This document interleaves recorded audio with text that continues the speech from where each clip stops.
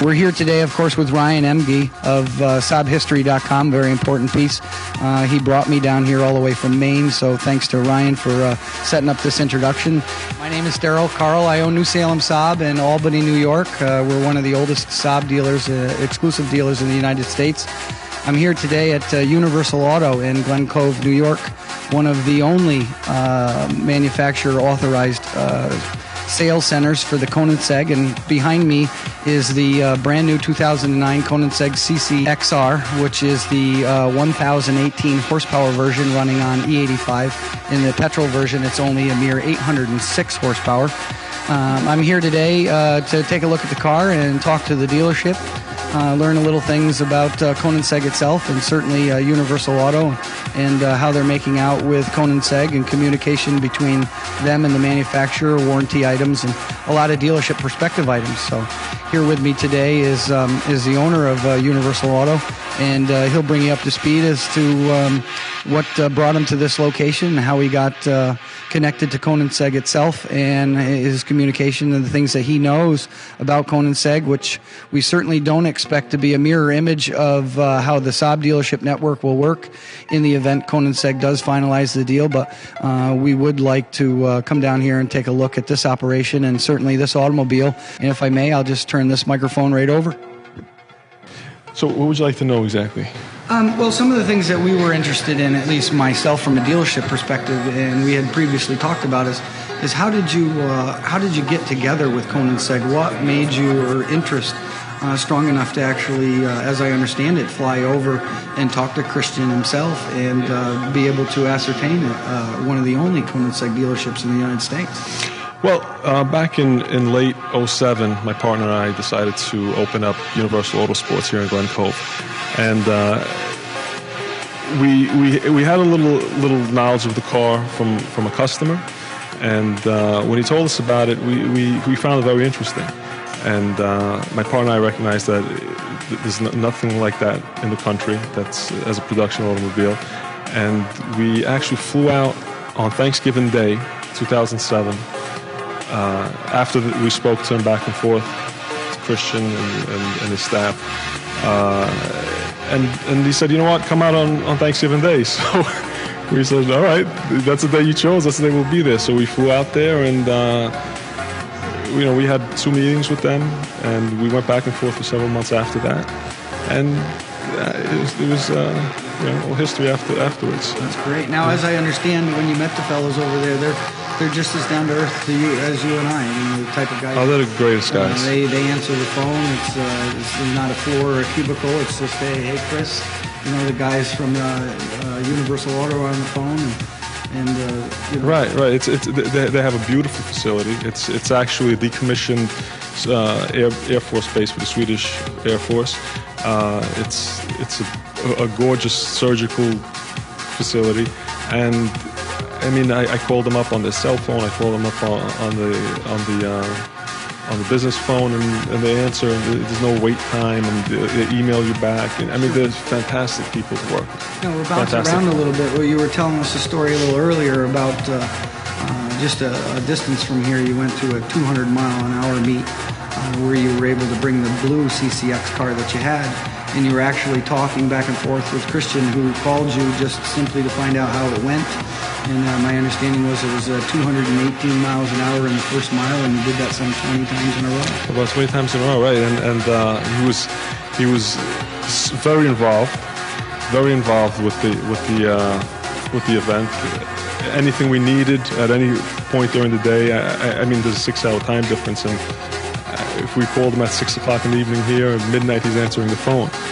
If we had any concerns or questions about the car and the way it performs, it went time and time again, 200 plus miles per hour. It was absolutely incredible automobile. Now, we talked a little bit, certainly the price of this vehicle as listed is $1.2 million, but it does actually come with a factory warranty, which is 2 years and or 24,000 miles. Of course, as I understand it, it's more about the 2 years than it is to 24,000 miles. And you right now have a couple of Koenigsegg's that you are authorized to do warranty service on. And the communication with Koenigsegg and or warranty is just as open and just as free as... Just as open, just as free. Actually, there are currently eight cars in the country. One CCR, which was the first model, two CCXRs, and the balance of them are the CCX models.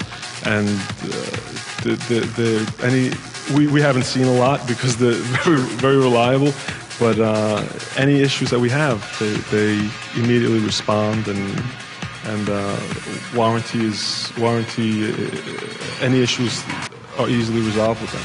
Did they require the dealership any special tools, badging? I see the nice sign outside, and certainly a lot of pictures around. Is there any kind of constraints or requests that Christian and the guys actually asked of you? Well, the signage, of course.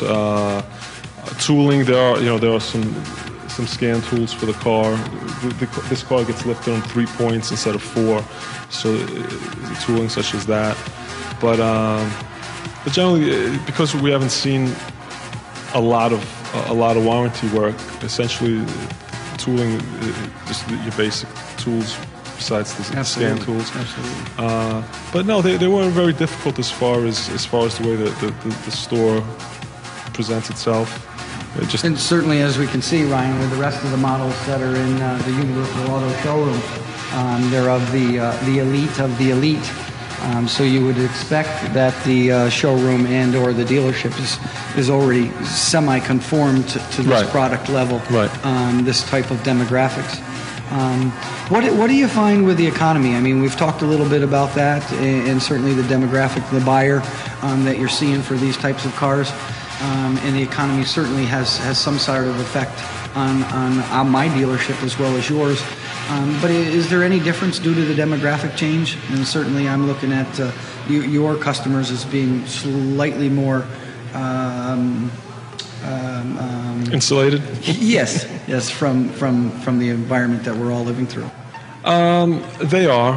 They are slightly more insulated. However, they're also hesitant to pull the trigger, so to speak. A lot of the customers at this price point, I think, besides being financial, where their focus comes away from cars and more towards everyday life because it's important. It's also, I guess, a politically correct thing. You don't want to pull into your driveway with a $2 million car, or run around with a $1.5 million car. So I think that plays a bit of a role in it also. That's why they're not running over and buying all this heavy metal. But for the most part, it's still coming along, and we still sell cars, we still service them. A couple of things I wanted to talk about, Ryan, as I looked at this 2009 CCXR. It's a full-blooded race vehicle, and really what I mean by that in my 22 years of racing, the average consumer looks at the vehicle. It's a perfect fit and finish. It's very well put together as far as how it's integrated into being a licensed, a registered automobile, but truly under the skins, it's a full-blooded race machine. Where I'm seeing not only the Brembo brakes on it, but there are brake ducts for cooling purposes. There are Heim joints in the back holding the control arms. A lot of things that we actually build and integrate into our everyday racers for Friday night. But I'm sure that attributes to its 2,600 pounds, I believe, is all this car weighs, with 1,018 horsepower, which brings it from 0 to 60 in, I believe it's less than 2.2 seconds. The seats are fully integrated race seats. It does have the normal passenger 3-point safety belt in it, which, in my opinion, should be upgraded to a minimum of a 5-point harness. Also, little things that I would notice, the pedals are not hanging from above the dash. They're actually racing pedals that come up with the hydraulics right from the floor, which are your clutch pedal, your brake, and your gas pedal. But interestingly enough, as much as this vehicle is a full-blooded race vehicle that's more or less prepared for the elite on the U.S. highways, I did want to ask you some about the training requirements that maybe Koenigsegg would require of you. Do you actually send people to their factory Is there ongoing training through the web or through the internet or through books, CDs? You know, how do your very experienced Ferrari technicians learn how to operate the systems and repair the systems in this car? Koenigsegg does require that the technicians travel to Sweden for 2 weeks, and they have a 2-week lesson on the car and how it's built, and they go through the bumper to bumper how the car is manufactured and how to maintain it. And then there's also online. They're very intuitive online. There's a lot of information that they provide us with, and again, calling them or emailing them with a question that is something they're not familiar with or they forgot about, and right away they have an answer. Right. Yeah. That's great. I mean, Ryan and I were kind of philosophically discussing some of the things we thought might exist in your communications. And unlike GM and the big manufacturers that I'm used to dealing with, whereas it's floors of people and cubicles of people, we actually hypothesized that calling Koenigsegg, being in your shoes, calling them almost like calling his house. And hi, is Chris in? He'll refer over to the technical staff or the engineering staff and be able to turn around a question or a concern almost immediately. One other thing that I want to ask you about was advertising and marketing. Does the dealership do a lot of advertising and marketing for this brand? And what does Koenigsegg request of you, or what do they offer for advertising and marketing, specific to the estates, of course? They have a co-op program, as many manufacturers do. We do our own advertising, and then there's advertising that we do for the Koenigsegg brand on its own, independently of Universal. And it's a co-op. It's a percentage that we pay and a percentage that they put towards us. Although they're very family-oriented, that type of atmosphere. They also run a corporation that is something that they want to see move forward. So it's also about making money for them, but not with those that corporate bureaucracy where you deal with all that. And I'm glad that you said that, because really, as a Saab dealer, I mean, my family started in March 23rd of 1961, so we're currently one of the oldest dealers in the country, and certainly an exclusive dealer, so all we believe in, all we know is Saab. It's important, I believe it's important to us and some of our viewers that may see this, that when Saab and Koenigsegg do finalize the deal, certainly we're not looking for nor are we expecting the homey lifestyle where me as a dealer principal can call up Christian and say, hey, let me ask you about the car. It's going to get diluted to an extent because of the amount of products that Saab will want to sell versus what Koenigsegg. Right. And certainly with the Koenigsegg group as opposed to Koenigsegg itself, whereas we're dealing with a bunch of investors and entities in a whole worldwide corporation. But a lot of the things that we're excited about are some of the things that you're talking about now, which is not necessarily bringing it back to a homey atmosphere, but bringing back to a very focused atmosphere, where the energy about the product is very concise, it's very directed, it's very pointed, and it has a purpose. But it's done on more of a casual basis rather than this big, huge bureaucratic conglomerate mess. Right. Where there's just tiers of people and tiers of stuff and too many brands to pay attention to. So I'm real excited to hear you talk about what your communication is with Koenigsegg and how you're able to interact with them. And certainly by no means do I anticipate that with the Saab Koenigsegg marriage, but certainly the apple doesn't fall far from the tree. Yeah. And I think there are a lot of great things that are going to come out of Koenigsegg and what they're able to input into our other little Swedish brand, which in my opinion is one of the best uncut gems left in the world. In fact, if I may go really out on a ledge here, and Christian, I apologize when you see this if there's no offense intended, but I'm a race car owner, race car driver, race car builder. It's what I've done. It's my joy. If I'm not working in the dealership, we build and wreck and race cars. So to a certain extent, I believe the Saab product, they need it to do well to help power playtime. And in my opinion, this is playtime. And certainly it's at a level that's much greater than what I'm able to play with.